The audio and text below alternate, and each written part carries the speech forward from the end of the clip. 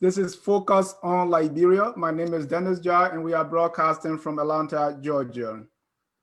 In this special Saturday edition, we're going to be discussing Referendum 2020. My guest is Councilor Varney Sherman, the senator from Cape Brown County, and also chairman on the Senate Judiciary Committee. Councilor Sherman, welcome to Focus on Liberia. Thank you, and from Liberia, good afternoon. Wow, how is it there in the nation's capital? You wouldn't believe it. It's bright and shining during the rainy season. Oh, yeah, it's September, rainy season is shining. Good. All right. We are glad to have you. This is a Focus on Liberia, a platform where we educate, we elevate, and promote all things Liberian.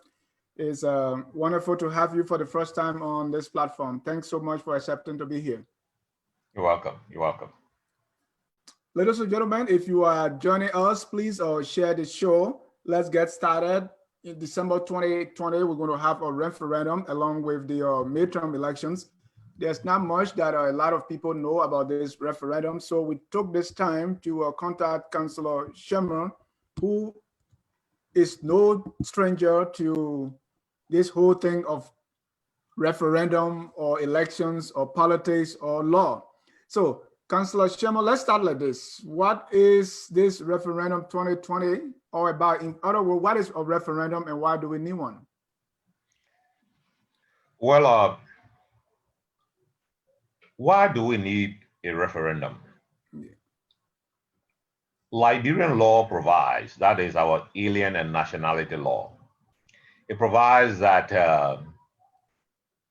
if you are a Liberian citizen and you acquire the citizenship of another country, you automatically lose your Liberian citizenship. If you vote in the election of another country, you automatically lose your Liberian citizenship. If you serve in the military of another country with all the permission of the Liberian government, you automatically lose your Liberian citizenship. Now, here is the situation that we are faced with.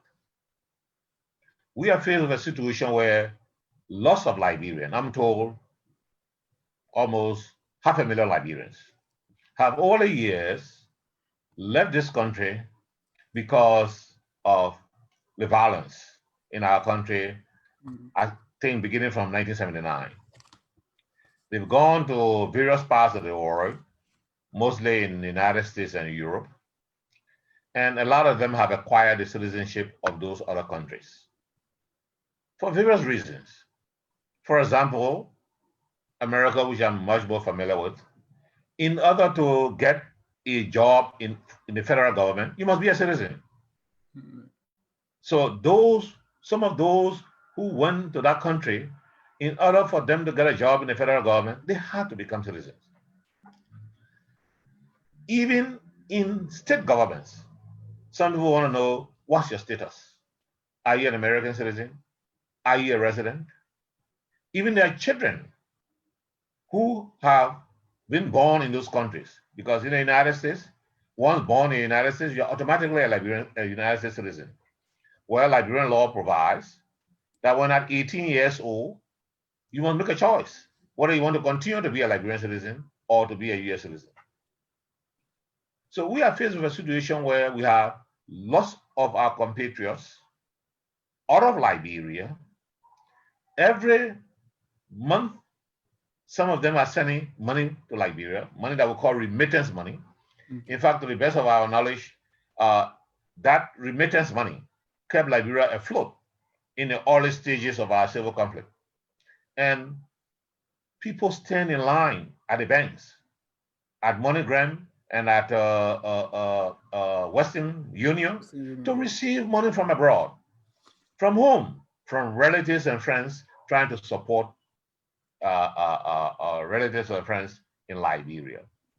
And we have been saying to ourselves over the months and years. In fact, I started this for my involvement. I tried to do it by an amendment of the law. Mm-hmm. The Senate record will show that I drafted a law to actually amend the alien and nationality law to allow for dual citizenship. But some of my colleagues did not agree. They insisted that it should be a constitutional amendment.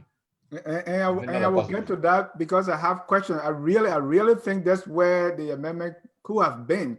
But let me bring you back to, for those who are just joining us, this is Referendum 2020 discussion with Councillor Varney Sherman. He's a senator and also the chairman on the Senate committee on the Senate Judiciary Committee. Councillor Sherman, let's define for us what is a referendum and why do we need one? And we'll get to the specifics of the dual citizenship thing. To change the Constitution, and a provision of the Constitution, you have to have a referendum. And that referendum commences with either a petition from 10,000 citizens who are registered voters or a proposal from the legislature. Whatever it is, the proposal itself, if it comes from 10,000 citizens, has to come to the legislature votes on it, then it becomes a proposal for submission to the people at a referendum, which means a vote of all registered voters, and a simple majority of all registered voters will amend the Constitution. That's what a referendum is.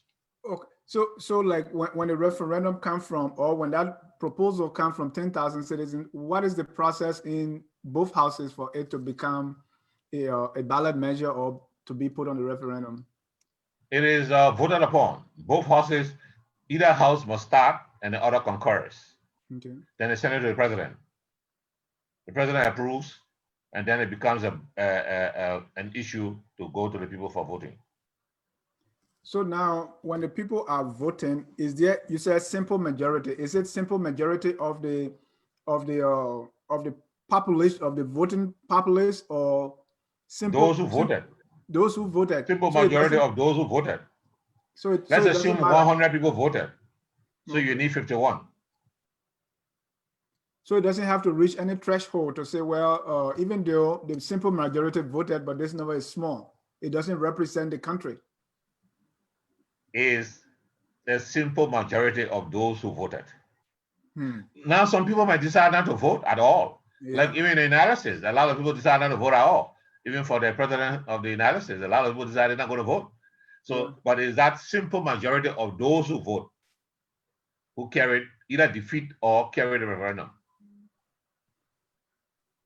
So for all those who vote, let's say 100 persons voted in the election, but because a lot of invalid votes and a lot of people, other people did not vote on the referendum itself, like for 2020 now for December, let's say we have 100 persons voting, but of the 100%, they are mainly concerned about the Senate vote.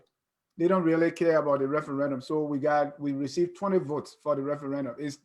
That's not a simple majority, correct? That's a simple majority of those who voted on a referendum because it's a yes or no. Oh. Yes, we agree. No, we do agree. So they are going to take a total number of people who voted on that issue. On the issue. Which is completely separate and distinct from the issue of limiting the term of the presidency to 2 5-year terms, and a simple and another issue of limiting the tenure of the senators to 7 years instead of 9 years, and the tenure of members of the House of Representatives to 5 years instead of 6 years. So each of them going to carry their own vote. So any simple majority, regardless of the total people that voted in the entire election, we're just concerned about that, but the simple majority for that particular ballot measure. Yes. Is that particular ballot item? That doesn't sound right. Well, I didn't write the Constitution. The people adopted it. I was on the drafting committee. But again, we've had that experience. You know, we had a referendum before during the Ellen Johnson Sirleaf government. Yeah. And that issue was an issue. What you are raising, that doesn't seem right. And the Election Commission decided to take into consideration your concern and came up with a decision that all of the ballot issues, the referendum issues, have been denied by the people.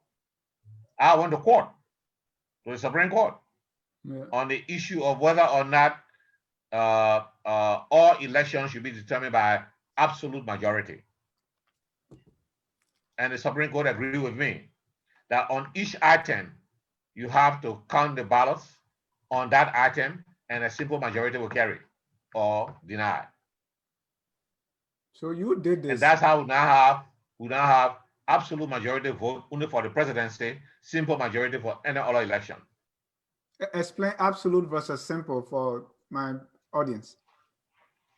Absolute majority, in order to win, you must have 50%, minimum 50% plus one of all those who cast the ballot. Okay.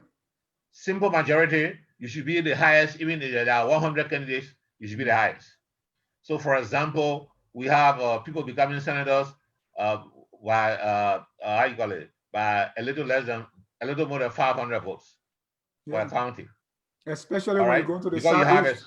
you have a situation where you have maybe 10 candidates for a senatorial seat. Yeah. And when the ballots are divided, the guy who wins wins by only 500 votes. That is sometimes the total number of votes for the others maybe 3 or 4 times more than his.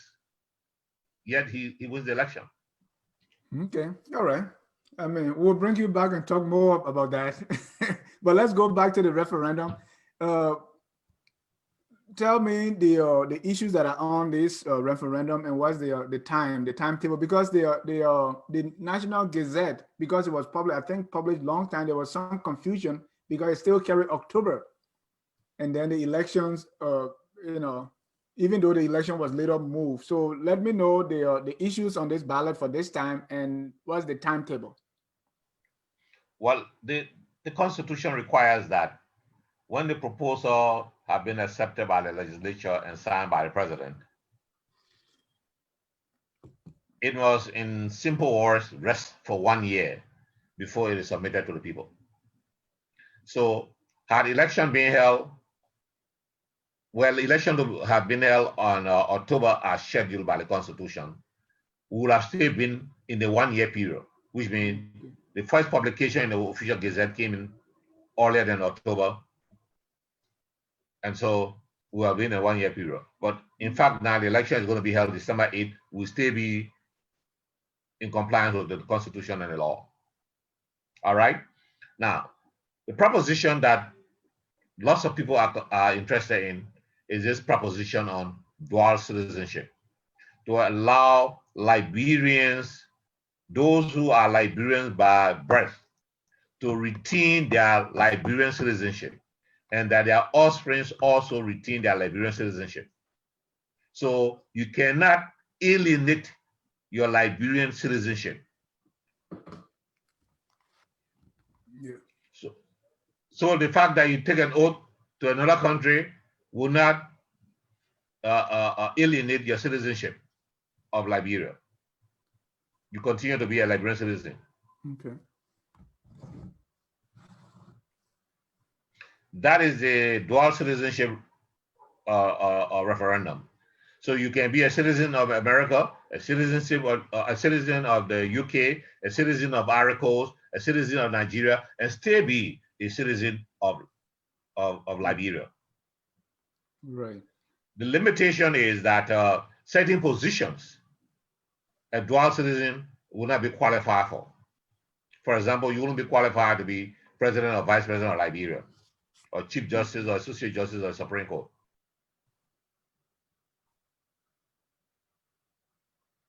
That's the dual citizenship. The president's term is now 6 years, a tenure for 6 years, and two terms of 6 years each. Mm-hmm. The proposition is to reduce it to 5 years, 2 5-year terms. A senator is now 9 years. The proposition is to reduce it to 7 years, a term of 7 years. And a member of the House is now 6 years. The proposition is to reduce it to 5 years. Those are the propositions that we are taking to the people to vote on in December. Okay. So the dual citizenship one is called Proposition 1. Is that the way it is called, or ballot measure 1? I just call it dual citizenship. People understand it better. when you say Okay. dual citizenship. Dual citizenship. Okay. And all of these will be voted on during the midterm election that's on December 8th. Yeah. So let's go back to each of those. What did the Constitution say first, and what is it that we are changing it to be now? Because we've been debating, let's say, this or dual citizenship, and Article 28 doesn't seem to deny anybody. So my thought was, okay, the issue is with the nationality law. So why not change that? And which is very old. Why bother with the Constitution? So tell me, in that Constitution, what is it that you are changing, and what are you changing it to? It is a language of the Constitution that gives that interpretation, and the interpretation that caused, maybe let me put it this way. Let me go back one. The Alien and Nationality Law, it was adopted in the 1970s. Yeah. Constitution, 1986. The language of the Constitution is such that the Alien and Nationality Law could be interpreted to say that you are complying with the Alien and Nationality Law. I mean, the Alien and Nationality Law could be interpreted to say that you are complying with the Constitution, that if you assume the citizenship of another country, then you are no longer a Liberian citizen. All right. But that Alien and Nationality Law, that was my argument before the Senate, could be amended, in my mind, and still be in compliance with the Constitution. Correct. That was my argument. And I even drafted a detailed law, submitted it to the legislature, debated it, but lost it on the floor. Which means my colleagues outvoted me. The clarity they thought is better if we amend the Constitution and make it very clear that if you are born of Liberian parentage, or shall I say, if you are natural born Liberian, then you cannot alienate your citizenship, and no law can be made for you to alienate you from your citizenship of Liberia. As it is in the Constitution, it is vague. We make it clearer by actually saying that yes, a natural born Liberian cannot alienate his citizenship, and that citizenship goes to his children, his offspring, even if they have the citizenship of another country. Okay. You know, let me tell you something that you probably know. A few Liberians have come back home over the years to serve. Yeah. And at their confirmation hearing, senators asked them, "Are you a citizen of the United States?" And the person said, "Yes, I am. But I'm also a Liberian. All my relatives are here. Look at them." The senator said, "No, you've lost your citizenship."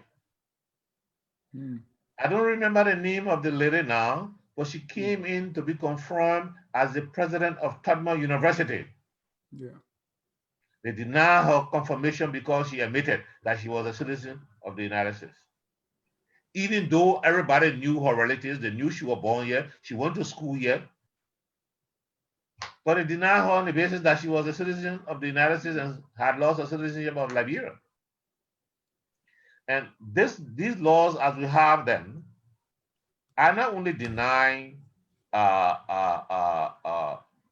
persons of Liberian birth, Liberian parentage, citizenship of our country, but we are losing the opportunity for those persons to return to Liberia and contribute to the development of this country. Exactly. Especially I want to keep Mount to campaign for dual citizenship. And my cousin, older than me, objected. So I raised the issue with him. I said, "Don't forget that my nephew, your son, is in America. And he's an American citizen. This farm you have here, he can't inherit because only Liberian citizens can own land in Liberia." He said, "What you say?" in VAR. He said, what you say? I said, that's what I'm trying to convince you. Well, you are concerned about people who are in America coming to be citizens in Liberia is affecting your son. If something should happen to you, he can't come back and own his farm. He can't come back here and own his house. So it's not just, it doesn't just benefit people who are Liberians, are considered then Liberians who are out of this country and who have assumed the citizenship of another country, but it also affects the development of this country. Right. So Can you believe that people have resources and they want to come and build homes in this country, invest in this country, and they are concerned that those investments and those homes they cannot own in fee simple, in absolute, they cannot have absolute title to them. And Councillor, especially when those who were part of, who drove them, let me put it that way, are in the Senate. Some of those who drove them away are in the Senate.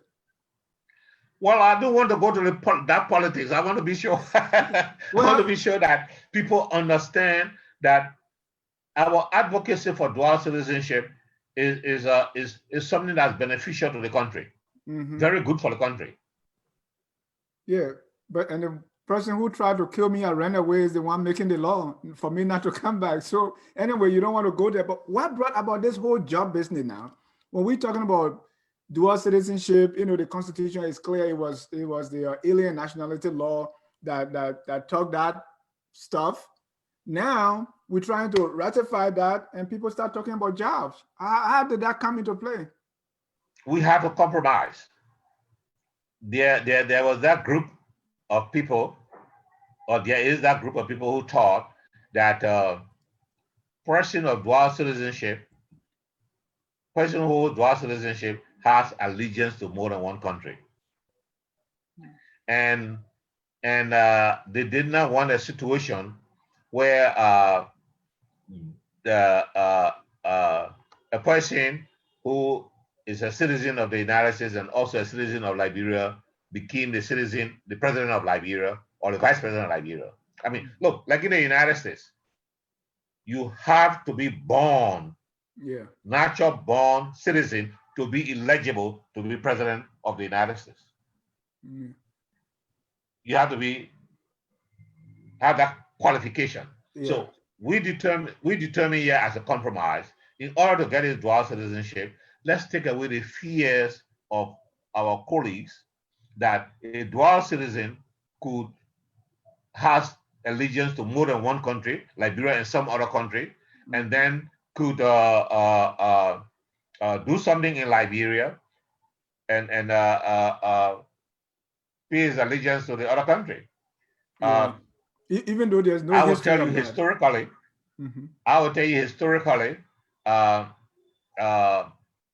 we had a lady in Liberia during the 55 crisis who had come from the West Indies and married to a Liberian and had Liberian citizenship. All right. And it was alleged that she was involved in the crisis. She claimed that she was a Liberian, but you wouldn't believe it. On that accusation, they had her deported. So people know about these kinds of things, and they are concerned and continue to be concerned that a dual citizen should not hold certain positions, certain strategic positions, because that person could commit an offense and then claim the citizenship of the other country. Okay. Councillor, there was some confusion. What are those jobs? Because according to the first draft we saw, it included minister, deputy minister, senator, representative. So tell me on this forum, what are those jobs that a dual citizenship is restricted from? No. I wish you, I don't have the propositions before me this moment, but like I told you, you can't be president, vice president, justice of the Supreme Court, those very strategic positions, defense minister, and those kind of things. It is those positions that relate to national security and I call it high caliber position that in government that you won't be eligible for. What about senator and representative? I think you can be eligible for those. You think? Yes, I believe that. Be clear, because Anyway, that's the rationale behind the dual citizenship. Let's go to the next proposition. That's the tenure of the president, vice president, and the legislators. What's the point for that? Well, the idea was President Weir's, to the best of my knowledge, that the tenure of the president was just too long. Don't forget, historically, as far back as maybe the early 1900s or whatnot, we had 8 years, then we went to 4 years, as many 4 years as you want, and Talbot took it to 1 8-year term, all right? And then when it came to those time, it became 2 6-year terms. Now, what President Weir proposed, that 2 6-year term is a little too long, it should be 2 5-year terms. People didn't have problem with that, at least the legislature had no problem with that reduction. That is for the presidency. Mm. Now, there has been the discussion in places that if that proposition passes, it will mean that President Weir will have 2 5-year terms after this 6-year term. Oh. Now you laugh. The reason why I talked about that is what is happening in the Ivory Coast now. When the limitation was placed, Gbagbo was already in his first term. When the limitation was placed, reducing the term. Ouattara, not Gbagbo. No, Ouattara. Ouattara was in his first term when the limitation was amendment was done and the limitation was placed. So now he's arguing that after that limitation is entitled to 2 terms. He's enjoyed the first, he wants to go to the second, which the totality will be 3 terms.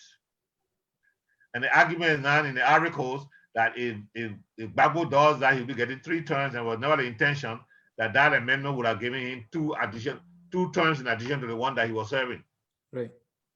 And the other way around is if you say, okay, so let President Weir serve 5 years for his second term in case he wins, he will argue that, oh no, I came to power based on the 2 6-year term. But the thing in our constitution is that an amendment, you are not supposed to benefit. A sitting president is not supposed to benefit from an amendment. Okay. So that amendment will not give him an additional 2 6-year term. I mean, additional 2 5-year term. It only gave him 1 5-year term. Then he's benefiting. Because the intent of the Constitution is very clear that you cannot go beyond 2 terms. Correct. So if your tenure is reduced to 5 years, you have already served 1 6-year. If your last term is reduced to 5 years, you can only serve a second term. What difference does this make? 5 years and 6 years. I don't know, honestly, but the president argued, or President Weir argued, that people stay too long in office. Yeah. All right, and even though these terms are just 1 year difference, that 1 year was enough to make substantial damage to the country. And he thought that we should reduce the term to 5 years. Right. And nobody argued, especially so when it was the sitting president who was saying that's good for our country, that somebody doesn't stay too long at his seat. I wonder, people are thinking, is he getting tired already? No, again, I don't think that's my purpose here. No, I'm only laughing. I'm not asking you. So that also, with the reduction of term, that also is giving us 3 elections in an election cycle, because you have the presidential, you have the midterm, and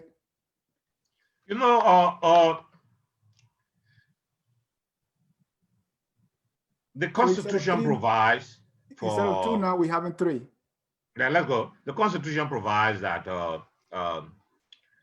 that's the 86th Constitution, that election that took place in 1985, the person who got the highest vote became the senator of the first category.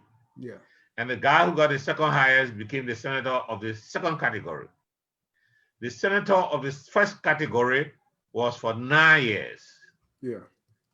A term of 9 years. The senator of the second category had a term of 6 years.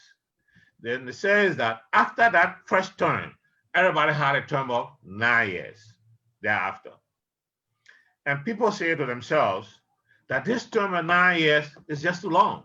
Just imagine a guy goes there for 2 years, 18 years, got a generation already, if I may say so. Yeah. 2 terms, 18 years. So the issue was we need to reduce the number of years in a term. And we agreed to reduce it by 2 years to 7 years. So you now have 2 7-year terms. Those who are going for election in December 2017 and win, if the referendum goes, they will be doing what? 7-year term as senators. Because of that, people then said, all right, then reduce the term for the members of the House. Right. And the agreement was, let's reduce it by 1 year, 5 years. So now my question is on the midterm elections. Yeah. So we're going to have more of that. So it'll be 3 elections now in a cycle. Because in order for you to get an adjustment, yeah, it would take elections for you to be able to get an adjustment. Then it will be regularized. Right. After a few elections. Yeah, when it is regularized, it means that because we have the midterm for the senators, different from the midterm. We have 2. Okay, so when it's regular for senator, everybody is 7. So you're gonna have only 1 midterm election for the senators. Yes. Or no? And then another 1 midterm for the representative. What's wrong with having election? Move them, change them around, test them, and make sure that if they're not doing their job, move them and put new people there. No, what I'm driving at is more election, meaning more money, and we always kind of. Aha, that's true. We did consider that. That is a little bit too expensive. In fact, I had a proposition again on the floor of the Senate, which I feel, where you had a situation like we had recently in after the 2017 election. President Weah, who was a senator, became president. Vice President Joa Howard Taylor, a senator, also became president. And we had sitting members of the House of Representatives who contested for those positions. Right. Some of them had just won their election in 2017. And they contested, not having even served as a member of the House of Representatives for 2 or 3 years. They contested for to replace for the seats that Weah and Howard Taylor vacated. I proposed a law that if you are a member of the House of Representatives and you want to contest for a vacancy in the Senate, you must either resign or alternatively, it must be at the end of your term. And my idea was, it was just too costly for all of these by-elections. Now today, we have a situation where there are several members of the House of Representatives who are contesting the midterm senatorial election. So should they win, or NNN should win, come 2021, we will have by-election to fill their seats in the House. And that's expensive for a country that's undergoing financial constraints. Yeah.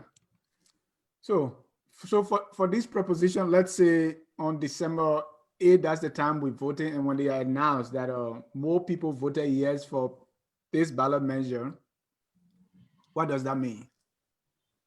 Come again?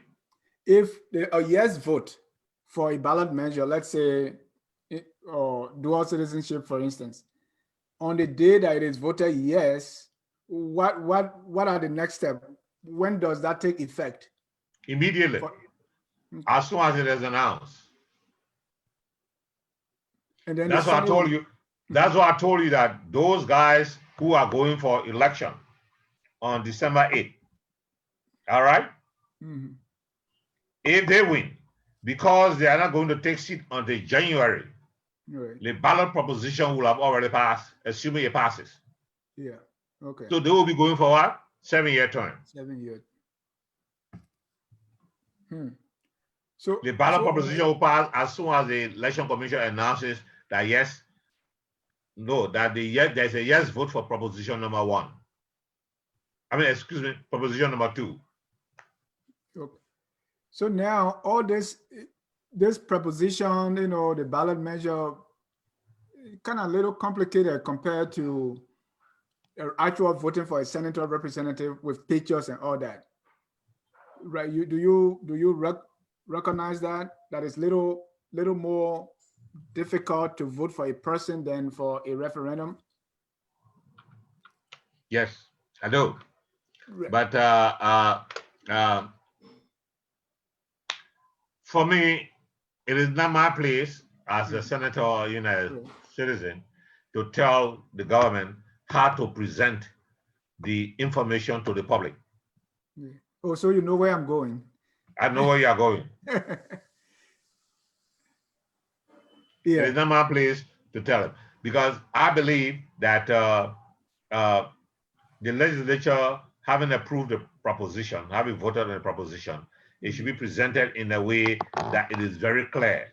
Right. Because when the people are confused, you run the risk they might vote in a way that they didn't intend to vote. Yeah. That's one of the reasons why I talk to my friends in America who are on the dual citizenship coalition or whatever it is. I say you need to do something to be able to educate Liberians only on this proposition. But Councilor Sherman, who responsibility it is to educate everybody who's interested in it. If I'm interested in dual citizenship, I should go and campaign for it. I should invest in it. Is anybody getting paid for this voter education? I don't know. You don't know? Because I thought it's the responsibility of the executive branch through the Ministry of Information to do this. Am I wrong? Well, yes, that's true. They have the responsibility to execute the laws of Liberia. And if they have the responsibility to educate the people as to what the propositions are. And if they don't, what happens? Then we run the risk that we might lose the vote. And what can the legislators do if people are not doing what they're supposed to do? I don't know. I really don't know what the legislature can do aside from calling them to a hearing and finding from them what efforts, what investments have you made to propagate the referendum propositions. But I know I'm going to Cape Mount to campaign for the dual citizenship because I believe in it. And nobody has to tell me to do it. Right. I'm on my way there on tomorrow. I'm making a 2-week tour of my county, and one of the things I'm going to do is to talk to them about dual citizenship. Because we are concerned. So it means that I think you've already had a hearing on this so that the executive branch will enforce that part of their responsibility to educate? No, we haven't had a hearing on it. And I can tell you, I am not satisfied that enough is being done. Yeah.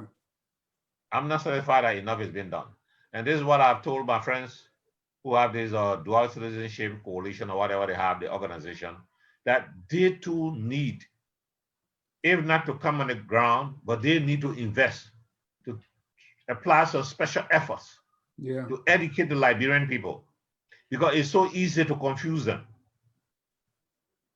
and find a situation where they had probably intended to vote for dual citizenship, but because they were confused, they voted against it or never even voted at all.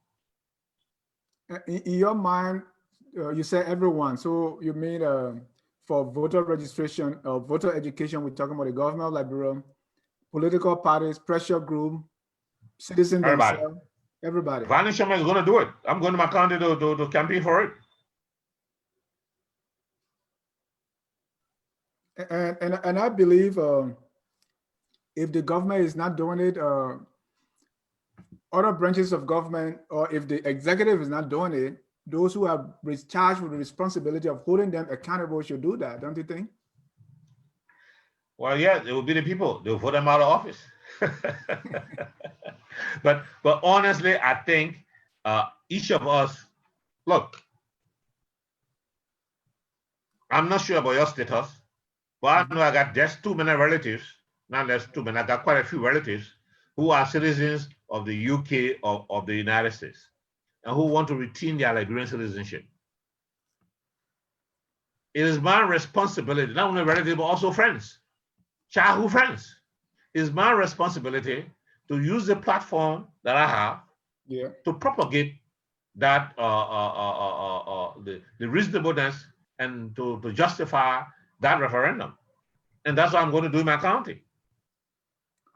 Okay, let me read this to you where it say a natural born citizen of Liberia may hold the citizenship of another country, but shall not qualify for elected position in the following appointed positions: Chief Justice and Associate Justice of the Supreme Court of Liberia, Cabinet Ministers, Deputy Cabinet Ministers, all heads of autonomous commission, agencies, and non-academic research scientific institutions, and ambassadors.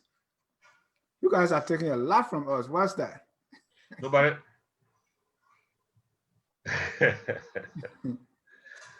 You think so? You know what dual citizenship does for you if you were a dual citizen? The right to vote. And tomorrow you can change some of those things. Okay. Take the steps little by little. Can you imagine what effect you will have on the politics of Liberia if wherever you are, you have a right to vote only because you are a citizen? And when you have a right to vote and can vote in those people that can make changes, don't you think you are going far and can even go farther? Today you can't vote. Today, I don't know. I don't know how you want me to put it. I think we've made a major step by saying you will have the right to be a citizen. And the only limitation we put there is holding jobs. We didn't say you can be a citizen but can't vote. All right, so that brings me. So I think everybody should look at it at that. This dual citizenship will also give you the right to vote, the right to participate in the politics of our country. You can do a lot of things in Liberia. You don't have to be Chief Justice. You can practice law. What if I want to? I say you don't have to. Okay. You can practice law. Okay. Okay, that brings me to what I call the criticism against the referendum. So we have the TRC, we have the CRC. All these are lined there. Okay, let's use the CRC for instance, that was comprehensive, and talk about all the big changes that should be made. Why are we taking this piecemeal instead of just going back to the CRC report, that's the Constitutional Review Committee? So much work done, so much time and effort, so much money put into it, and it's there. Now we are taking bits and pieces of it. Imagine this country. I'm sure you know this country. Send to them 10 items for referendum. They don't understand. They vote against all. Waste of resources. Complete and absolute waste of resources. How am I going to educate my cousin in the village on 20 propositions? Yeah, but what you can understand. What you can do is you can vote on accepting the CRC, and then we take it one at a time. What I'm saying, we said to ourselves, let's take it one at a time. To vote on the CRC and then say we take it to a referendum one at a time, I think you will have a problem. because there are lots of people who don't agree with all of what the CRC came up with. So we take it step by step. For a country that has what, 85% illiterate, trying to explain to them to make changes to a constitution and to make 10, 12, 13 changes at one time, I think there's a difficulty there. Mm-hmm. So there are others who are calling for the postponement of the referendum to be separate from the Senate midterm election, and at such time, adequate voter education will have been done, and it will be very clear for the people. You think they have a point there? No, I don't think so. I don't think so. I honestly don't think so. I think we have enough time. Voter education is going on, but I just don't think it's as intensive as it should be. But even in these last 2 months, that's October, November, a lot of things can be done. Yeah. A lot of things can be done to educate the people to these very few propositions. Right. Will the Senate be doing something to kind of put some fire on the turtle to get something moving? Well, the senators under the law, we should have taken our recess on August 31. We've extended to September 30th, the entire legislature. We extended to September 30th in order to make sure we complete the budgetary process, approve of the budget. But thereafter, you have what they call constituency, that is the constituency recess. Each of us is required, and the practice is to go back to your constituency. And each of us gets what is called a constituency allowance. So in my mind, each member of the legislature should find time to go and propagate the propositions of the referendum. Okay. Here's the other criticism. The legislature has had its share of controversies. From the removal of Judge Kabina or Associate Judge Kabina Janet, the approval of some bogus concession agreements, even from the time of the former president, and then to Wambodike. So anytime something comes out in the Senate, there's some level of suspicion and doubt has to, and those are some of the suspicions surrounding the proposition that, hey, our legislators have not been doing so well. Why do we think that a referendum originating from them is in our best interest? You think this such suspicion is justified? No. I thought one would say, if you assume that they have not been doing very well, senators have not been doing very well, then don't let them stay there for 9 years. Shorten the time they stay there. I thought that would be the argument. Then to say that they are reducing from 9 to 7 for their own interest. They're saying they've got something under their sleeve. These guys but are tell smart. Me what else something could be. Because for me, it's obvious. You can't tell me that I'm a senator, I voted to reduce the term from 9 to 7, and I have an ulterior motive. If I had taken it from 9 to 12, they say, oh, he has an ulterior motive, he wants to stay there longer. All right. Ladies and gentlemen, if you're just joining us, this is Focus on Liberia. We are in a conversation with Councillor Varney Sherman. And Councillor Sherman, your name is long. I like it when I saw the full name.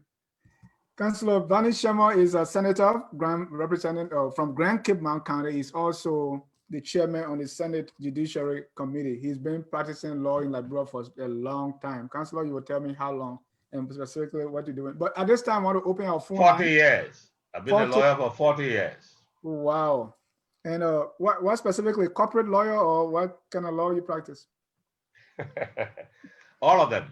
But I concentrate more in corporate and investment law. All right.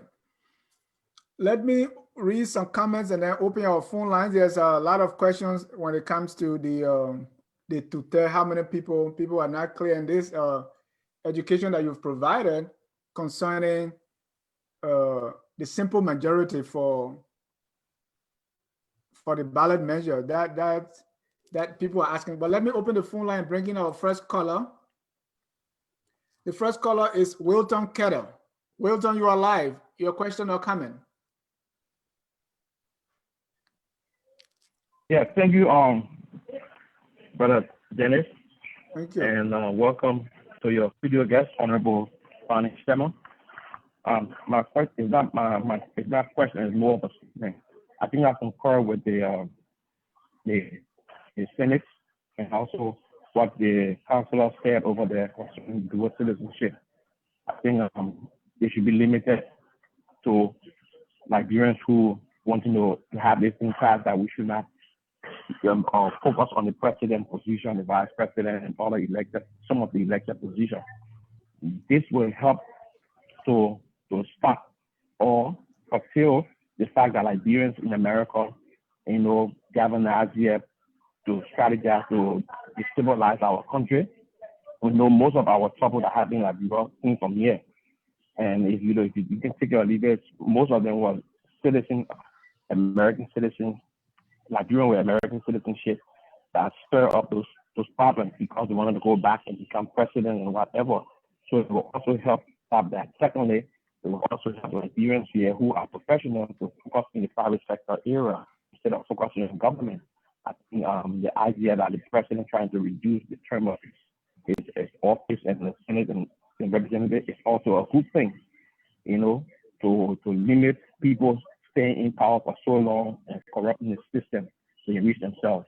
Let Liberians be part of the private sector to grow, open our private sector so they can create job opportunities for other Liberians in the country. And I support that idea. Dual citizenship is good for our country because it will help to improve the lives of the unfortunate Liberians, the people who are not able to do things, people who are professional here, who got money, can go back there and invest and employ our people and build houses and do a lot of infrastructure development and educational development and what have you.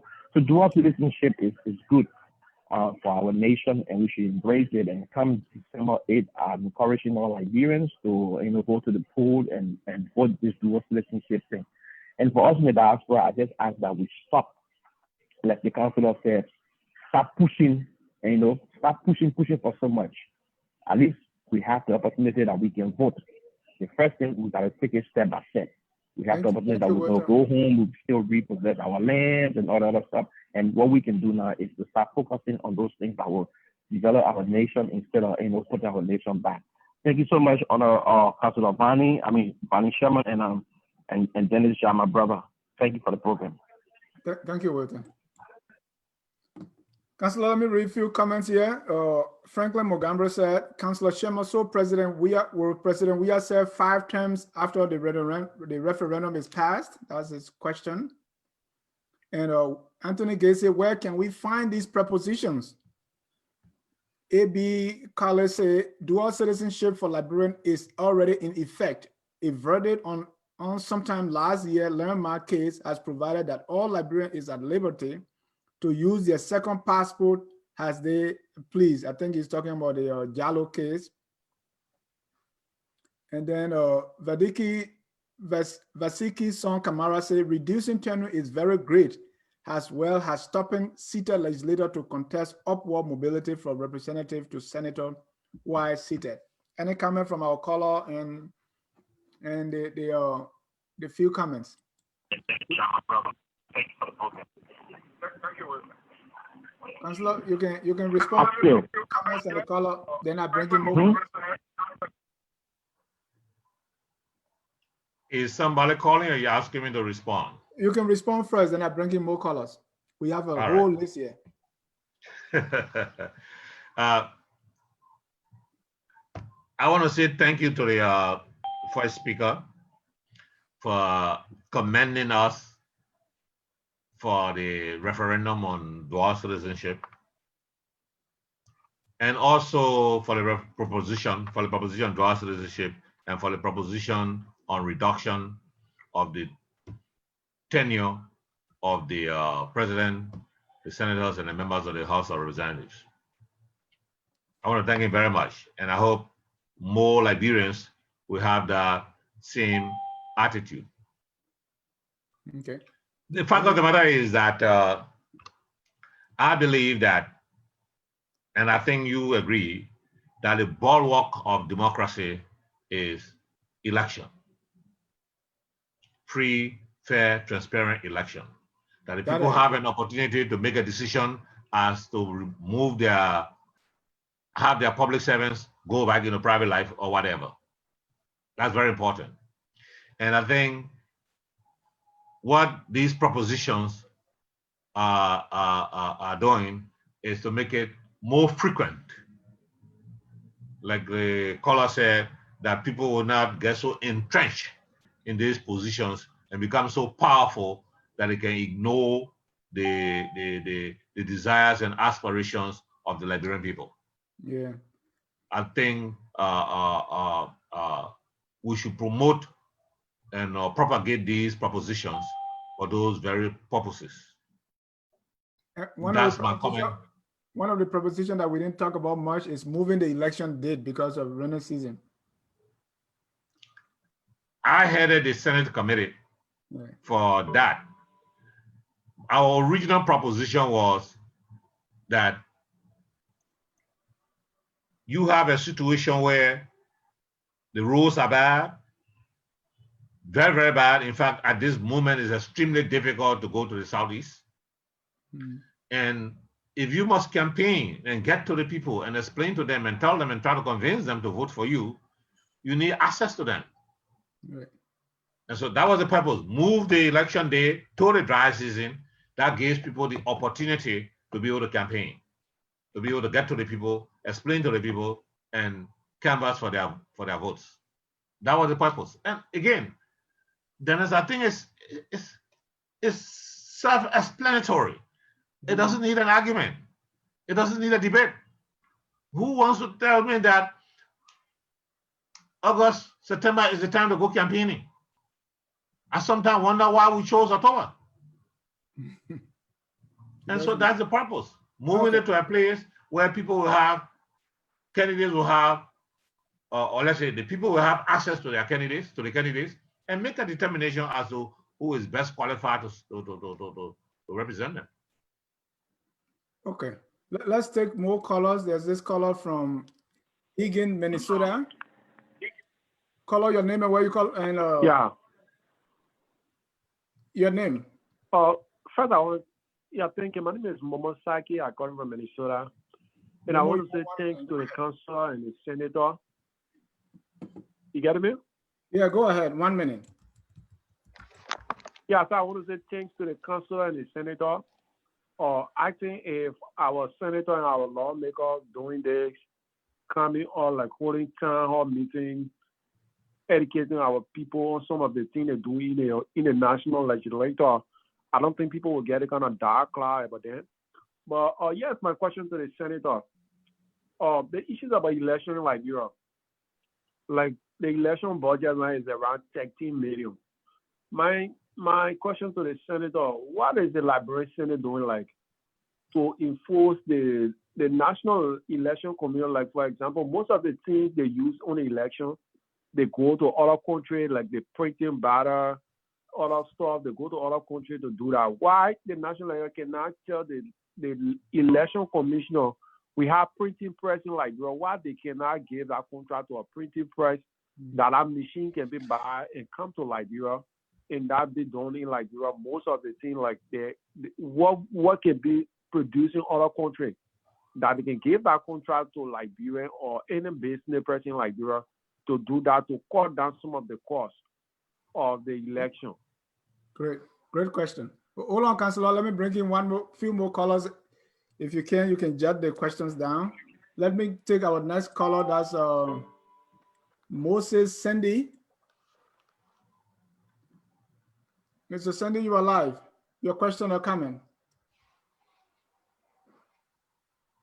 Okay, thank you so much. First of all, I want to greet my former Senator Barrett, the councilor there, Cedar Garrett. This is Moses Sandy from Belly. My family and I used to work along with you 2005 during the elections. So I salute Thank you. sir. Thank you.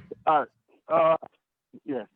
I want to share your view and congratulate you for the fact that you guys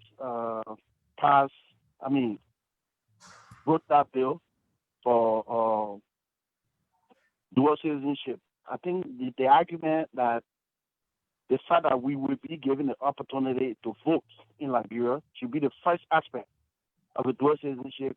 I agree with you guys 100%. And when that happens and we are voting, we will now have the opportunity to vote in people who will push another agenda for us to be able to be given other positions that we are not qualified for now. So with that, I agree 100% with you and your colleagues. The question that I wanted to ask is, it has to do with this proposition. I don't know whether you guys have it there, where it says superintendents of counties and other county officials will be elected. Is that information correct? And if it is correct, is it embedded within this referendum that we're going to have on December 8th? No, Moses. Before, anyway, the councillor is jotting that down, but that is not correct. But let me so you can conclude, so I can go to the next caller. Right. Okay. So that was a question I wanted to ask. I want to get clarity on that because I heard that is within the referendum. So no. I'm not too sure whether that was true, but I wanted him to get clarity on that. Thank you so much, sir. Thank you. I will ask the councillor why they didn't include that. Senators and our majors now they're supposed to be elected, but they're not doing it. Let me go to Anthony Gay. Anthony Gay, you are live. Quickly.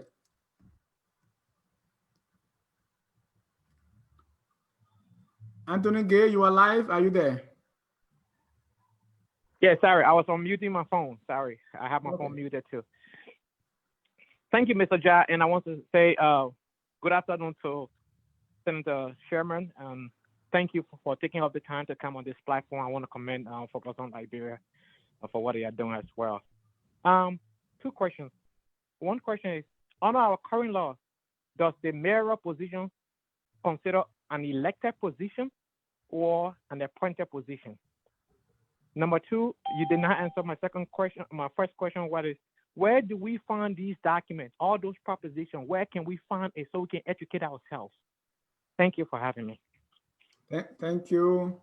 Let me take Aliu Kamara and then Councillor will let you respond. Yes, sir. Yes, sir. Let me say hi to you, Dennis, and hi to our pop, Councillor Varney Sherman. The name of Varney Sherman rings bell all over the place. A great man. Yeah, look, let me just say this before I ask my question. The dual citizen issue for me is not a whole lot of issue when it comes to the referendum, as we're making it to seem. We're all Liberians. It doesn't matter where you get passport from according to the Constitution, and I expect the Council to clarify this for me. But we're making too much of the dual citizenship thing. Great show, great program. We are all Liberians according to the Constitution. That pretty much that's my question in a nutshell. Can the councillor tell me this is a speculation, this is an innuendo, or is it constitutional to say that once you were born in Liberia by a Liberian parent, you are a Liberian citizen and no one can tamper with that? So I want the councillor to clarify that. I also want to say this to the councillor and to his people. Please, councillor, whatever you do with the dual citizenship thing, I know I'm an American citizen and I know I'm a Liberian, period. But whatever you guys do with it, please do not include people that have heavy economic strength above the Liberian people. For example, the Indians, the Lebanese. I am not trying to sound prejudiced, but the reality is if you make these people citizens, Liberia will become colonized. I'm so sorry to say that, but that's the fact. Thank you so much, Dennis, for having me. Thank you, Aliu. Let me go back to the councillor to get a, first it was on the first question from Momo, talk about the printing of ballots. Why can we do that in Liberia instead of outsourcing that? Moses Sandy was asking about electing superintendents, or even the bigger question is decentralization, if that's on the ballot or when you guys can put it on the ballot. Anthony Gay is asking for the mayoral position Is it elected position or appointed? And where can he go to find what we are discussing on the referendum? Ali, you say once a librarian is always a librarian. So, I mean, your thing, I'm not in Monrovia, but when I go to Duducan, nobody telling me whether I'm a citizen or not. Your response to those few questions. I'm sorry you are broken, but I think I can answer to the question, respond to the questions. Okay, good. Printing of ballots. I'm told my internet connection is unstable. Okay, we can hear you loud and clear. Printing of ballots in Liberia. I think were we to try to do that now, we'll be opening a big Pandora box of accusation for fraud, manipulation, and other things. The question will be, does the printer have the integrity and the character to keep these ballots sacrosanct? And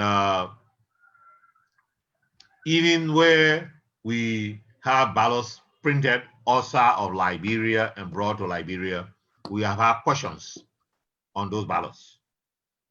So I don't think we should look to the economic gain that the Liberian will obtain or achieve if ballots were printed by Liberians in Liberia.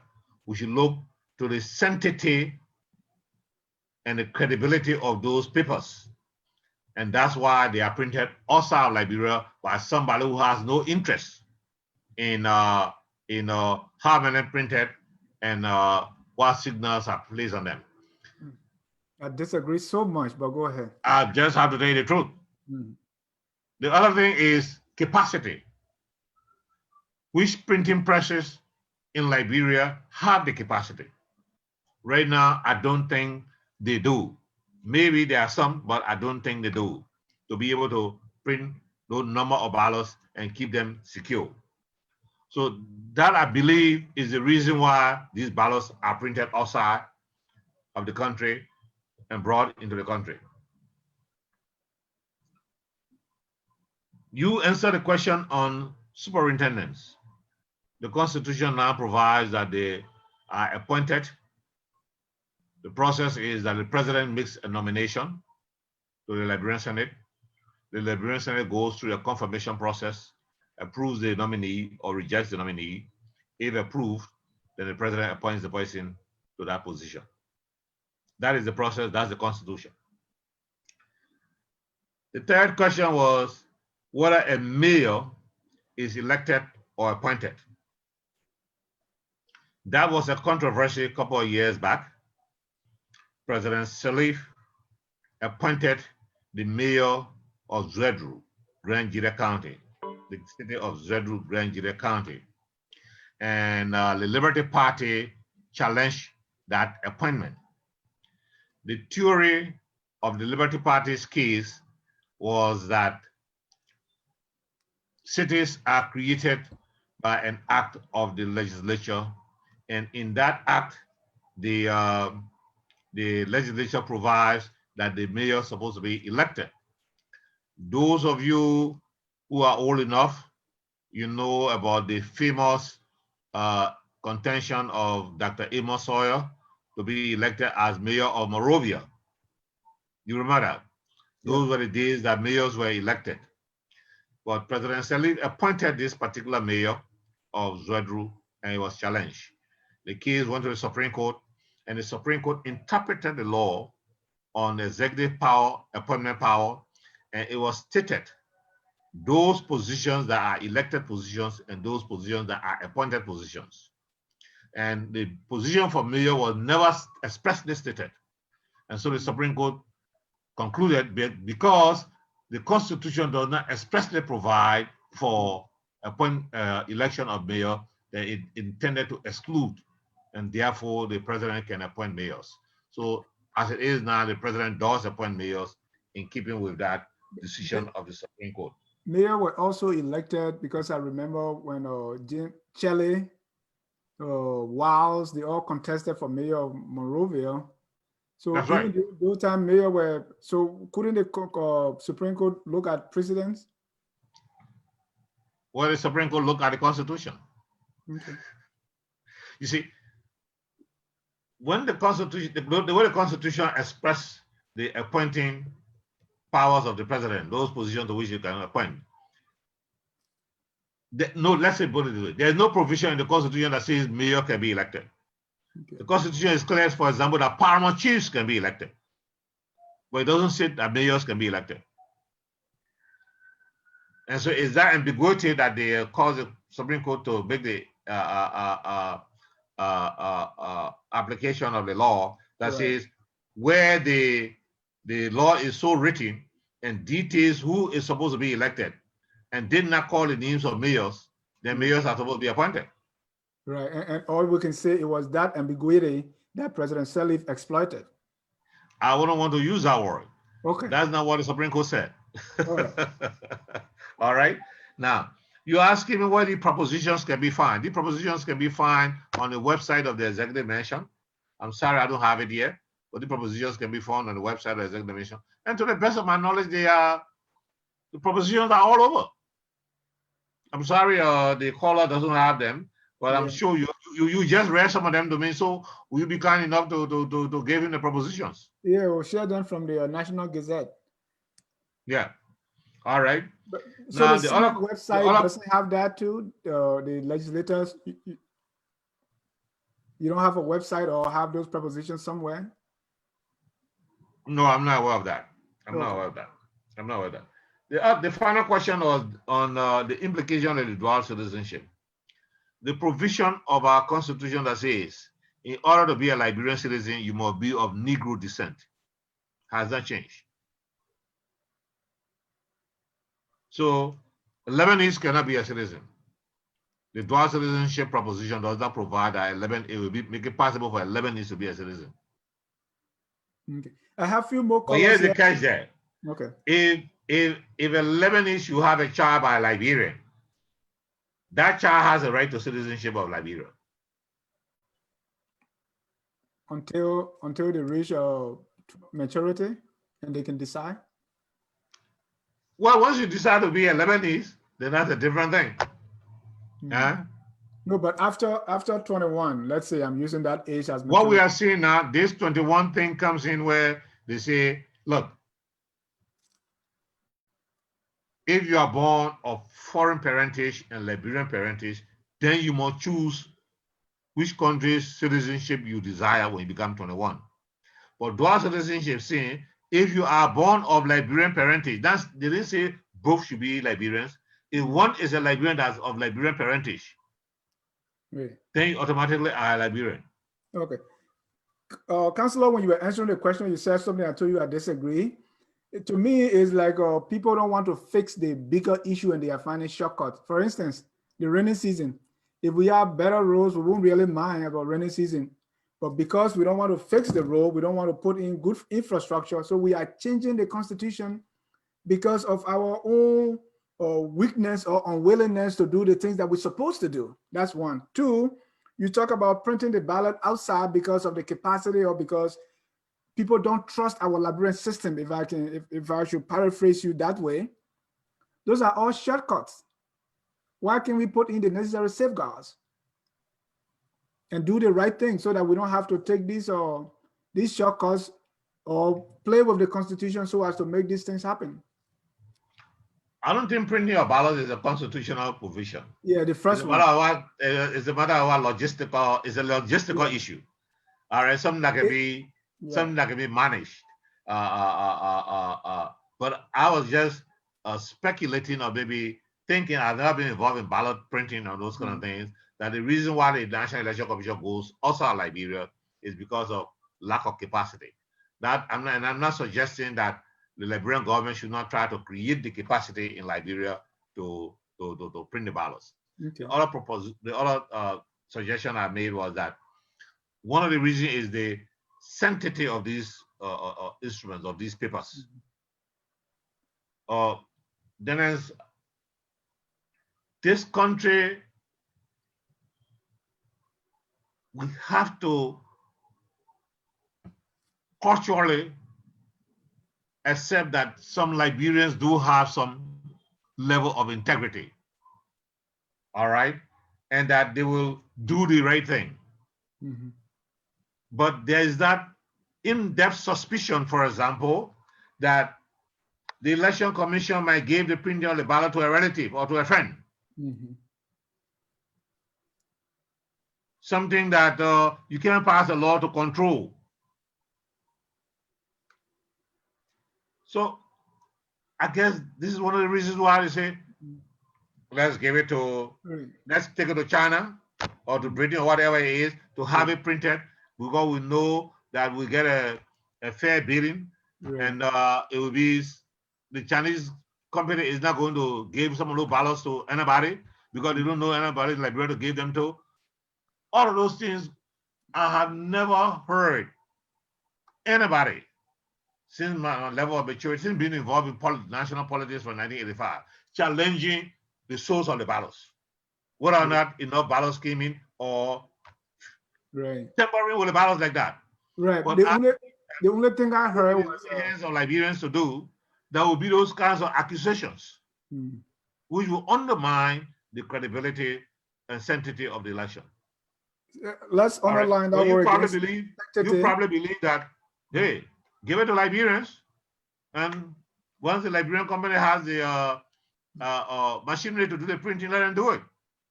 But I can tell you, you start it, you will see the results in the election with somebody challenging the printer.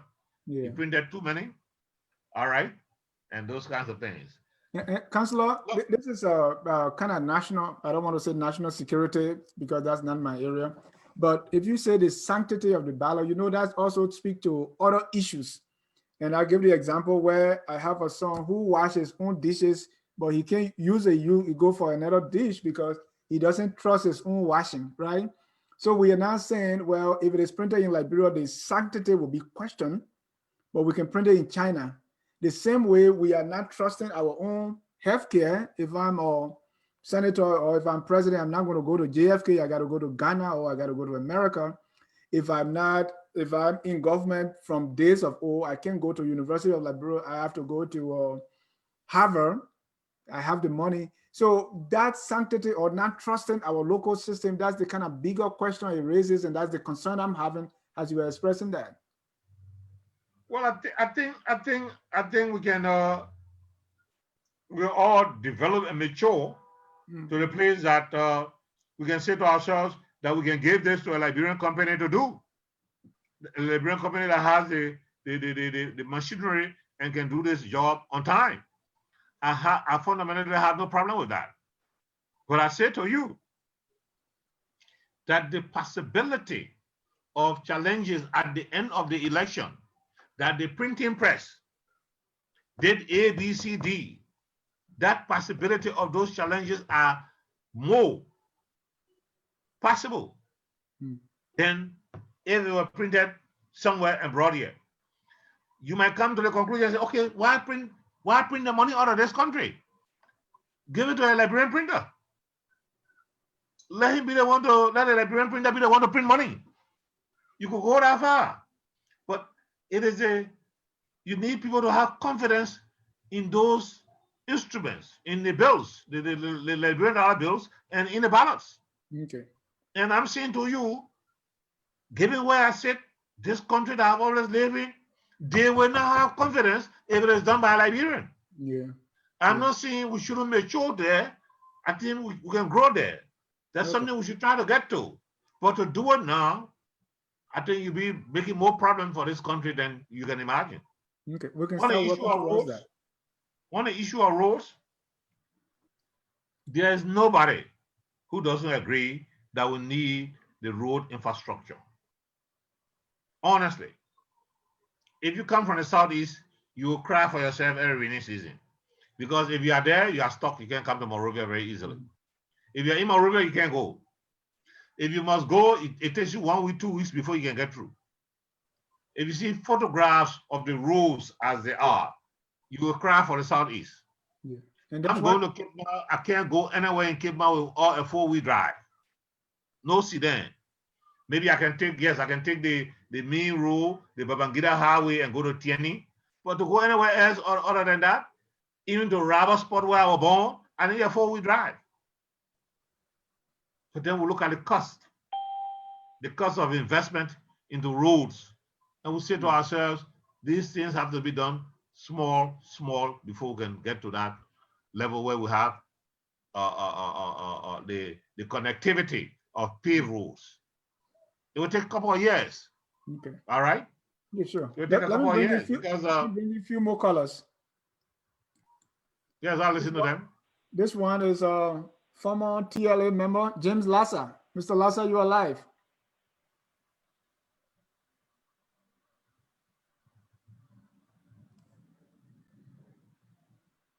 All right, we skipped Lassa now. He's not there yet. Let's go to our next caller from Wisconsin, Madison, Wisconsin. Oh, yes. Dennis, thank you. This is Dr. Emmanuel Ure. Very nice to follow this show. Thank you to focus on Liberia, and also to the renowned Councilor Varney Sherman for coming to educate the public about the referendum and everything he's talking about. We have issued a statement on our Sherman. The group is the Grassroots Alternative Movement. Is a newly formed group, and the intention of this group really is to have a refined governance. And the only reason why we can have that is we have people with a character. You mentioned the word integrity. People with that key word integrity, people who are selfless, can be able to be in government, especially the elected position. So our position would be to identify people of that type of character and invest in them so that they take on leadership, so that our country can get to where we want it to be. In the last 2 weeks, we have issued a statement, particularly to the lawmakers, the House of Senate and the Honorable House of Representatives, asking for the postponement of the referendum.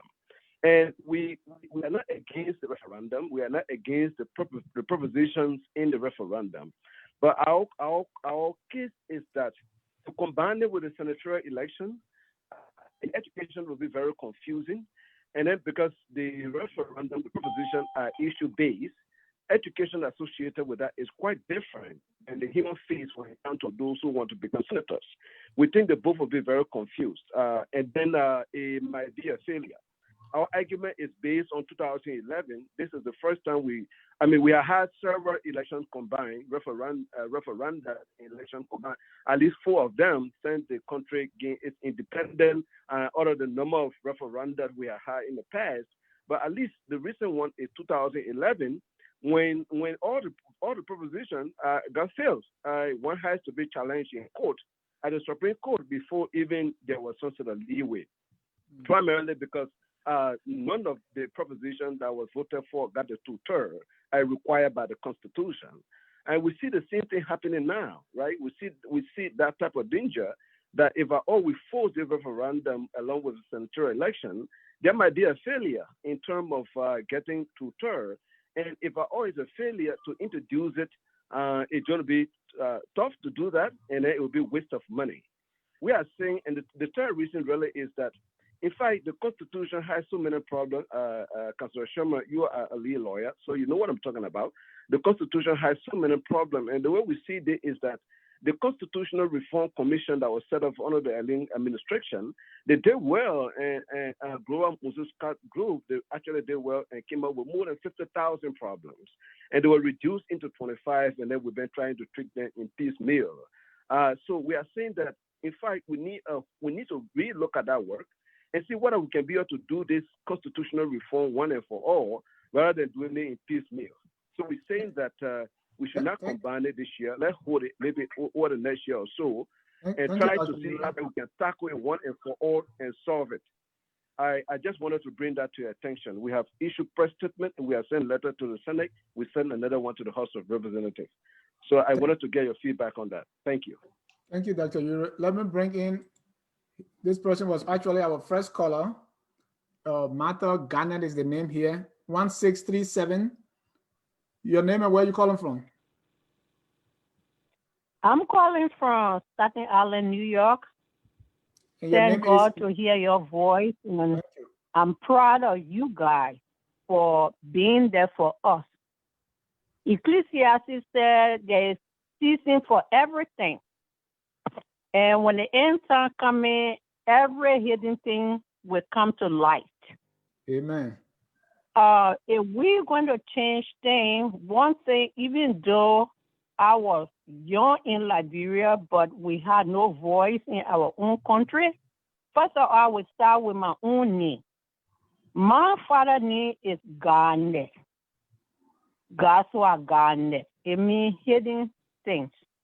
Because my great-grandfather born a lot of boys and they never lived.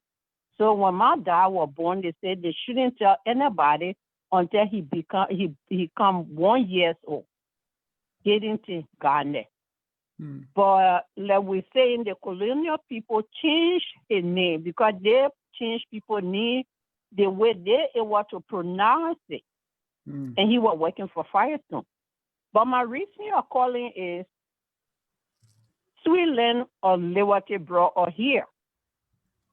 The Liberian anthem. It didn't take me from anywhere. It met my great-great-great-great-grandparents there. How can we change that? Thank you. They left all of us off. And they only talk about themselves. Because the Sweetland or Liberty carried them there. But what's about us that they met there? Thank you. Thank you. We'll let the councillor respond. Let me go back to Mr. Lassa. James, are you live now? Are you there? Dennis? Yes, sir. Yeah, Go Dennis, sorry, man. I was trying to unmute myself. I want to say hi to the senator in the meantime. I want to raise questions about two issues. Now that the proposition is over there is, as far as I know, I have not seen any commentaries to any of the proposition that will relate to the background for why the proposition is raised in the first place, the rationale, the history, and other things. I haven't seen anything like that, and that is not good in this modern day that we'll be talking about passing proposition without any background to it. We want to know the rationale. For example, I saw Dennis asking about the rationale for the reducing the term from 6 to 5 and other things. And you yourself, Mr. Senator, you seem to be very forthcoming, I must admit. But even at that, you couldn't answer the question quite clearly. And now it is disheartening to know that the proposition could fit the criteria for a trap in which we will be setting, like was suggested, to replicate the scenario now going on in the Ivory Coast to elongate his term in office to stay there beyond the constitutional time. Now, you started a law in the Constitution that forbids that, but who will determine that? It will go to the Supreme Court. And we know who are all of those in the Supreme Court. The Chief Justice presided over an impeachment that everybody knows amounted to nothing more than until for cash impeachment. He presided over that, and he said he got a majority number that impeached the Associate Justice. After that, many senators who were said to have signed on it, they said they didn't sign on it, meaning that he didn't have the number. Up to this day, the Chief Justice doesn't see the need to even be ashamed of that. So it's the same Chief Justice and his Supreme Court justices who have to decide whether George Weah is right to be entitled to anywhere near 18 years or 17 years or 16 years. It won't be the Liberian people anymore. So then it will be all of our hands. So it does seem like the best thing to do about the proposition is to defeat it. I want to hear from you regarding that. Now, on the question of the appointment of mayors and things, again, I just don't think, although you were not part of the decision rendering process at the time, it is clear that our mayors should be elected because the president appointing mayors only further entrenches the imperial presidency that the country is suffering from. So if people like you can try to make a difference, not just gesture, and when you ask, you say, well, it's beyond me. There is a lot you can do, Mr. Senator, other than just, shifting the responsibility. You people, we expect you people to do just likewise. But so my question to you again is, what do you think? Don't you think the best thing for for the Liberian people to do is to reject the proposition, just about every proposition there, because even the dual citizenship is denying there is a prominent lawyer. These are ordinary Liberians, Jerome Varney, internationally well-respected lawyer, like yourself, Senator Sherman. Thank you. So Jim, you want us to throw the baby away with the bathwater? Okay, you may be right. Whatever the case is, there is good legal reasoning why okay. the dual citizenship proposition is not good for us at all. Thank you. Thank you. Let me take my last caller for the day, and we'll be going back to Councillor Sherman, ask few questions, and then we'll be ending this. Jimmy Eastman, you are live, and you will be our last caller. Hey, Senator, thanks for gracing us with your presence on this program. We really appreciate you, especially being a seasoned lawyer with high, high credentials from Harvard and all of that. Here's my question, especially about this referendum. The Supreme Court rendered a decision where somebody was sued for their citizenship, and it was rendered that they could not lose citizenship. Now we have this proposition, this referendum to grant Liberians dual citizenship. First of all, don't we need to reconcile the decision of the Supreme Court? It needs to be discussed before coming up with another referendum regarding citizenship. How do we reconcile the two? Because the Supreme Court is supposed to be, as a lawyer like yourself, they interpret the law. So don't we need to have a discussion or the legislation, some discussion in the body there before we go ahead and start another referendum on are we not leading to a conflict by doing such? And I'll take my answer off there, because from your professional viewpoint, with unbiased, with no bias at all. Thank you, Jimmy. Okay. Councillor, these are all the questions we have. You can start.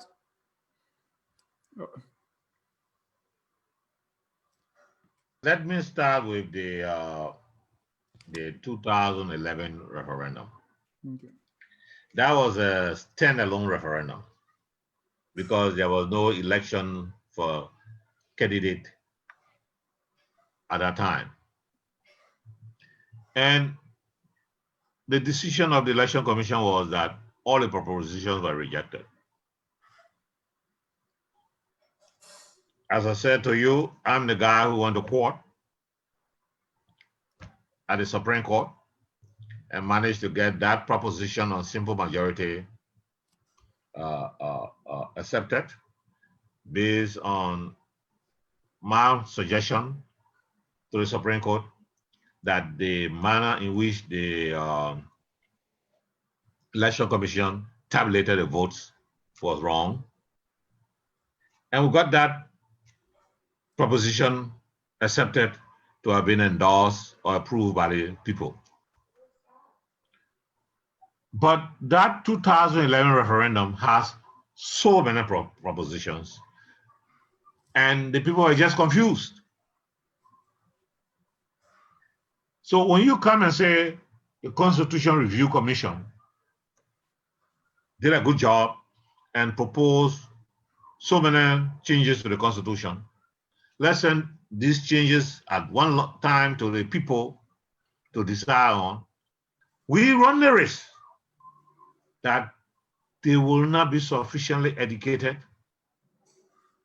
Don't forget, I hate to say, but it's true, most of the voters are illiterate. To educate them and make them understand the implications of each of these propositions will take time. And I hope they will understand. But we thought that we take those items from the Constitution Review Commission's report, item by item, based on the need and the circumstances and pass them to the people to what? Explain to them and let them be able to make a decision on them 1 by 1 or 2 by 2 or 3 by 3. I agree, I'm not completely satisfied with the level of education and communication and information to the people about the propositions that we have presented to them. And I considered that when you raised the issue before. But I'm hoping that within the last 2 months, that kind of education and information will be taken to the people and they will understand these propositions. The other thing I said, and I continue to say it, if you have interest in any of these propositions, on your own, propagate it. Like I'm going to do. Because I do have interest. And I'm going to go and campaign for dual citizenship. I can't see how somebody can suggest to me, I fail to understand, that reducing the term of office for elected officials is a bad thing. I thought, does somebody want to say, let the presidency be 6 years? Let the senators continue to be 9 years, and that's good for our country? I don't think so. 4 and 6 years. 4 and 6 years will make sense. So 4 years for president, 6 years for senator. But that proposition never came to the recommendation, never came to the legislature. What came to the legislature is what you see that was approved. Who brought it? Would that make a difference? Yes. The thing is that the proposition came to the legislature and they approved on it. So who brought it? I think is very irrelevant. It is, because if that person who brought it had a interest, they will make it. They will just nip around the edges instead of doing a strong one. But what I'm saying, nobody came and said, "Look, instead of reducing from 6 to 5, let's reduce the presidency to 4." All right. Even at 6 to 5, there were people who were contending that the president needs enough time in office for his agenda to be accomplished. Oh, I thought it meant for him to, or for the president to amass enough wealth. No. Don't take me there. I don't think that's the reason why you called me here. No. All right? I'm only wondering. I'm only thinking aloud. All right. But there were people who suggested that the president should remain 6 because the president needs enough time for his agenda to be accomplished, for him to even prove that he's able to manage his country very well. Those kind of arguments came. Well, I don't recall anybody coming to us and saying, look, instead of reducing from 6 to 5, reduce to 4. I don't recall that. But what's the process? Is it put out for people to come in with their suggestions, or? I did tell you that. I said 10,000 persons. 10,000 persons must sign the petition to the legislature. Okay. I told you that. But I don't recall anybody coming out and trying to say, this is what we want to do, to make it from 6 to 4. That was not an issue before the legislature. Good. All right. Now, somebody suggests suspend the referendum for another time. I think it's a little bit too late. I don't know. This thing was done back in October. I don't know why people didn't say, do not put it on the ballot in October 2020. Is perhaps, shall I say, if I may call that word, the eve of the referendum that somebody say, postpone it. I think it should go to the people and let the people decide whether they agree or don't agree. All right?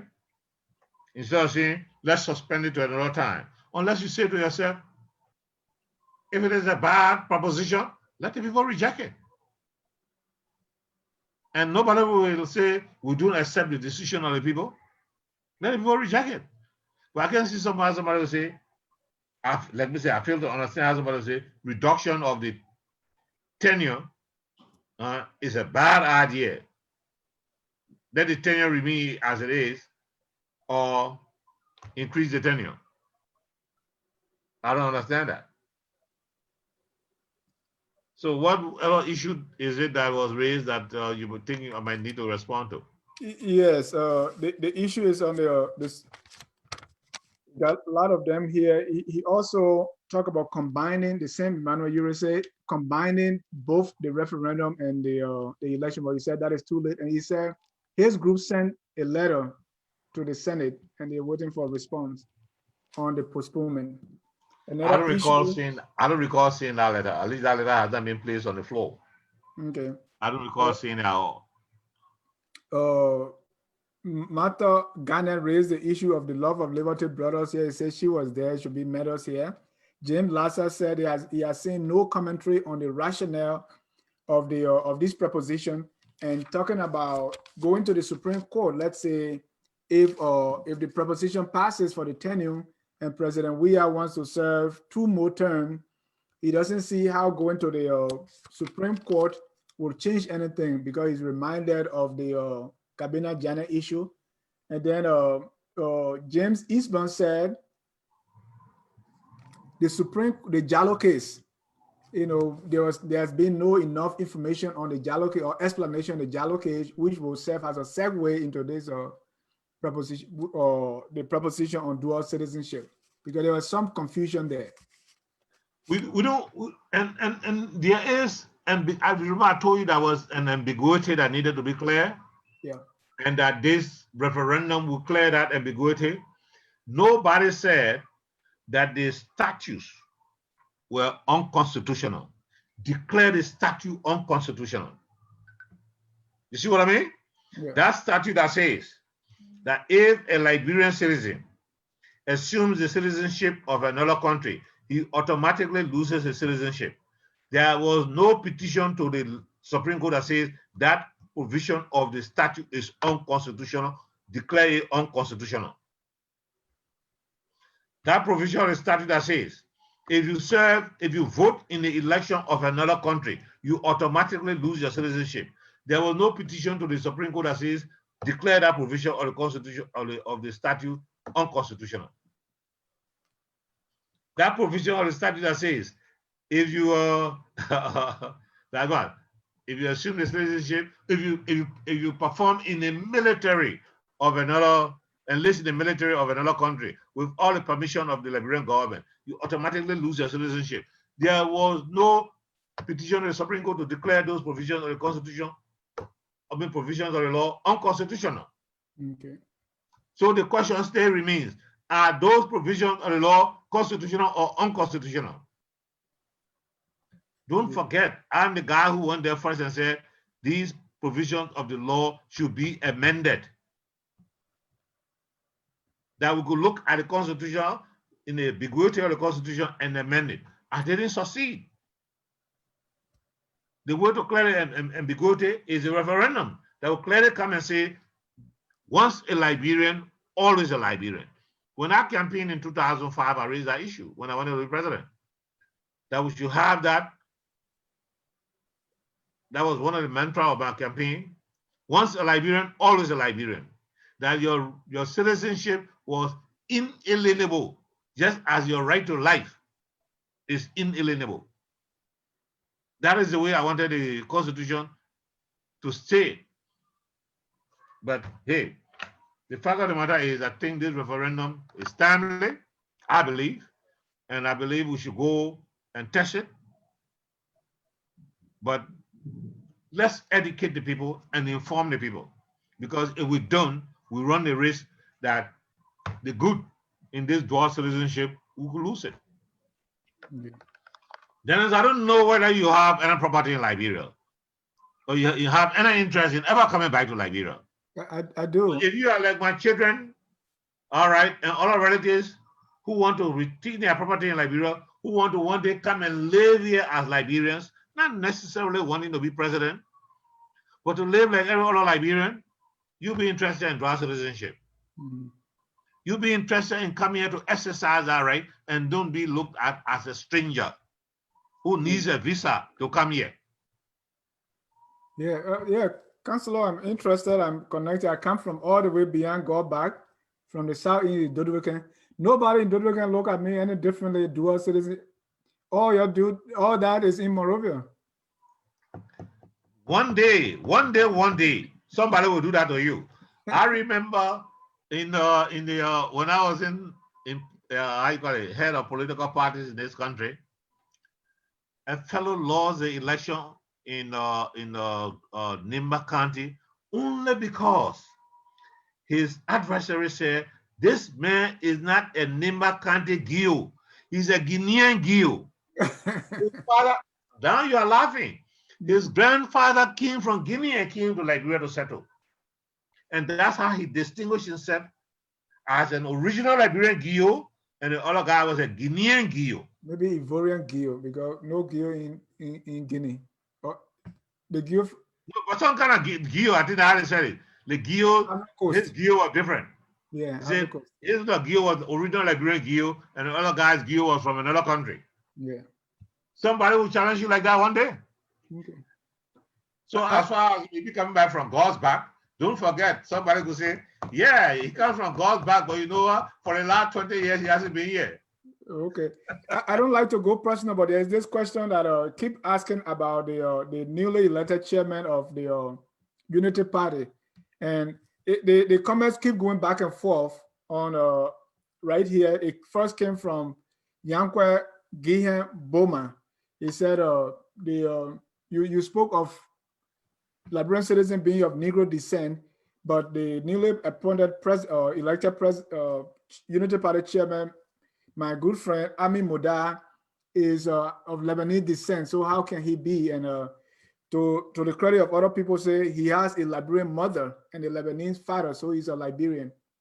So talking about dual citizenship and citizenship question, clarify someone whose father is Lebanese, mother is Liberian, born in Liberia, born and raised in Liberia, is that person a Liberian? Answer the question for yourself. I would say yes. Okay, thank you very much. They would say I'm not a lawyer. They want to hear from the counselor. You don't have to be a lawyer to know that. Okay. You don't have to be a lawyer to know that. So, Mr. Bowman, and you know there are things in our law, provisions of our alien and nationality law that kind of discriminate against a child born of a Liberian mother and a foreign father. Yeah. All right. When a person is born of a Liberian father and a foreign mother, he appears to not allowed to have more rights. Yeah. Those are kind of things that we need to be able to adjust. Don't tell me that Ami Mora is not a Liberian only because his father is a Lebanese. That his mother is nobody, is nothing. How could somebody in 2020 suggest that? That's ridiculous.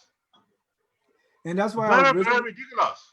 That's why I was raising the question on the nationality law, that when are we going to throw that away? Because it talks about if your father is Liberian and your mother is non-Liberian, born anywhere in the world, you are Liberian. But when it's the other way around, it's like the women have less right. They are less Liberian than the men, according to the nationality law. My man, let's go back to simple thing. You show your pa? That's why my people ask you show of your pa?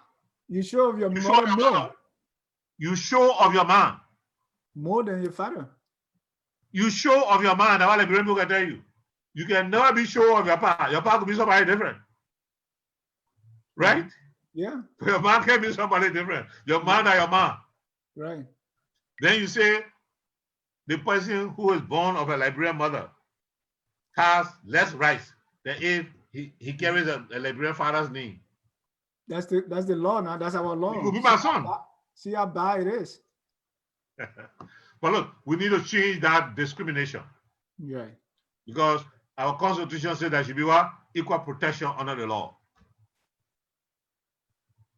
The rights of a Liberian person born of a Liberian father and a foreign mother should be the same as the rights of a Liberian person born of a Liberian mother and a foreign father.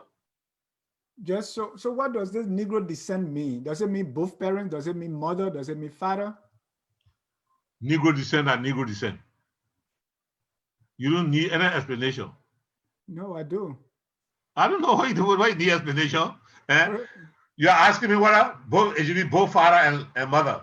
Right. No. Anyone, One of them is enough.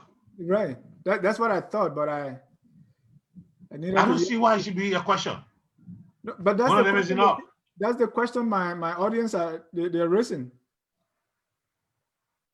I can see how sophisticated people can raise that. And now you understand how important this education is.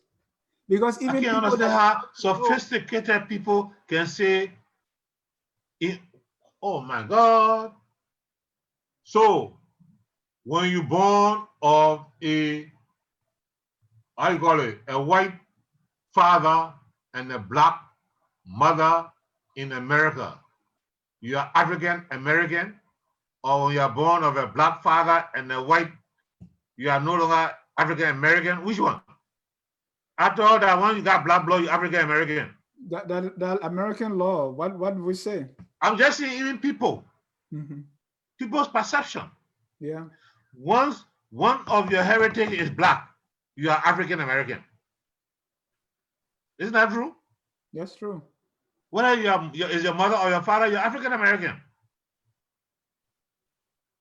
But how can somebody from that country come and tell me that in Liberia we should distinguish? It's only when his father is a Liberian, then he's of Negro descent. Well, if it is, Councilor Sherman, you're laughing, but this is real because even when Ami was running, those questions was raised, even in the United Party. So but people debunked it. People debunked it by electing him.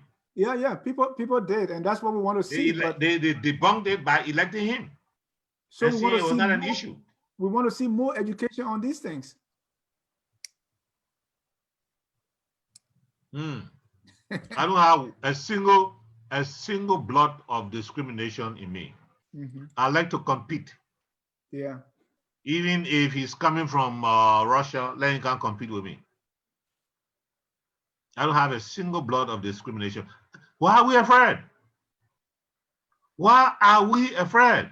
You heard the call of Councilor. There was we missed that question from Aliyu Kamara. He said, you can make anybody, but don't make don't make other people citizens because they will come and take over, like they will colonize Liberia. He made mention of Lebanese and Indians that they I heard that. This, but we shouldn't. I heard that, but I told him the law, the constitutional provision that you must be of Negro descent doesn't change. Okay, yeah, you said that. You said that. And the appointment of mayors, according to Jim Lassa, said that's bringing about imperial presidency. But let's go back to our referendum and conclude on this thing. I know you also said that you have hope that within the 2 months, education will be done. Where are you getting those cues from? At least those senators that I know who are sitting senators running, all of them have committed themselves to go and propagate the propositions individually. I know that as a fact. And I'm not a candidate, but I'm going to my county to do just that. Okay. But I also challenge those of us who are resident outside of Liberia to do something. You know, one of the things that bothered me over the years, as I observed our people in America, when they went for the petitions and demonstrations for regularization of their status, it was the citizens and the green card holders who went. Yeah. Those who were not citizens and those who were perhaps, if I may use the word, irregular, never went. Oh, so you can be. Now, so somebody tells me in the Senate. So somebody tells me in the Senate, why are you fighting for people? Huh? Nobody questioning you, Varney Sherman, to be a Liberian. The people who will question it, they are doing nothing about this issue. And you are advocating for them. I guess is a lawyer. Well, like I said, it's also the fact that I have relatives and friends who are affected by this unfair law. Okay. This inequitable law. Thank you, Councilor Sherman, for first agreeing to come. But let me repeat myself, please. Let me repeat myself. Please get involved. The time is not gone. When people can sit down, and I told Wetty that, when people can sit down and put a GoFund something up there, say, let's fund the referendum. If for nothing else, let's fund proposition number 1. Yeah. To make sure that it is done. Some of us get up and go to Liberia to campaign for it. Yeah. But you will work, and it will come, and the people will reject it, and you sit and hold your hand. Man, we fought for it in all these years and we never got it. Well, how much effort did you put in that? Nothing. Yeah. Absolutely nothing. How much sacrifice did you make? 0. And this program is not a program. Come have program in Liberia. Yeah, sure. Where people can listen to you. No, this is Go really to the southeast of your village. All right. Good. No, we've have you. Thank you so much for coming. We'll come back to you because this was just referendum, but the name Varney Sherman, other issues, other things that we want clarity, that we want education on. So we want to get back to you to please come back. Well, thank you. This referendum is close to my heart, especially the proposition on dual citizenship. And so I was pleased to come in and discuss it. Thank you so much. Any final thoughts, any final comments before you leave us? Come and campaign for dual citizenship. Invest for dual citizenship. If you don't, you will just miss the boat. And I don't know when they will come up again. Yeah.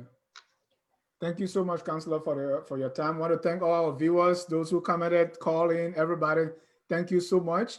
We at Focus on Liberia say, keep your dial here where we elevate, we educate, and promote all things Liberia.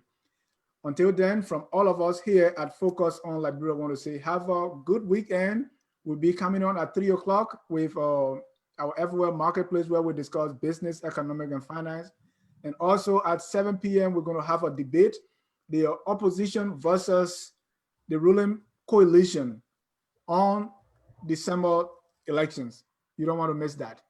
Bye-bye for now. God bless you. Don't forget, coronavirus is real. Observe all the protocols. Take your mask. And we leave you now with the song, We Are All Liberians. Regardless whether you are dual citizen or triple citizen or no citizen, we are all Liberians. I'm from Dodokan. Nobody can take that away from me. Good night. God bless you. We are Liberians. Liberia is our home. Liberian people. Either you hate it or we want. Liberia, oh. Either you hate it or we want. Liberia, Liberia. Our father.